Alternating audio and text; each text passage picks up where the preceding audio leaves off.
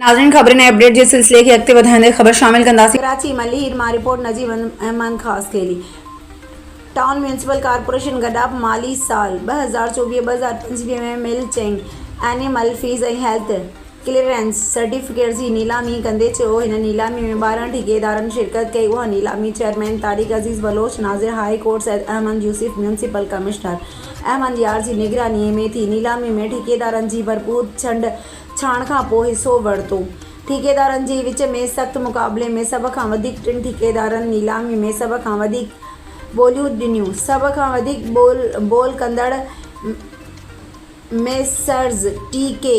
Enterprises contract हासिल करण में कामयाब थी वई। डायरेक्टर टैक्स हुमायूं इमरान ख़ान चयो त सभ खां वधीक बोल कंदड़ कॉन्ट्रैक्टर टी.के. खे ठीको ॾिनो वेंदो। एंटरप्राइज़ेज़ समूरनि क़ानूनी घुरिजुनि खां पोइ म्यूनिसिपल कमिश्नर अहमद यार चयो त हीअ नीलामी समूरनि क़ानूनी घुरिजुनि खे नज़र में रखंदे नाज़िर हाई कोर्ट सैयद अहमद यूसुफ जी निगरानी में कई वई आहे। चेयरमैन तारिक अज़ीज़ बलोच पंहिंजे आख़िरी लफ़्ज़नि में चयो त अल्हम्दुलिल्लाह असां वटि आहे हिन अहम कम खे समूरनि क़ानूनी तक़ाज़नि मूजिबि मुकमल कयो।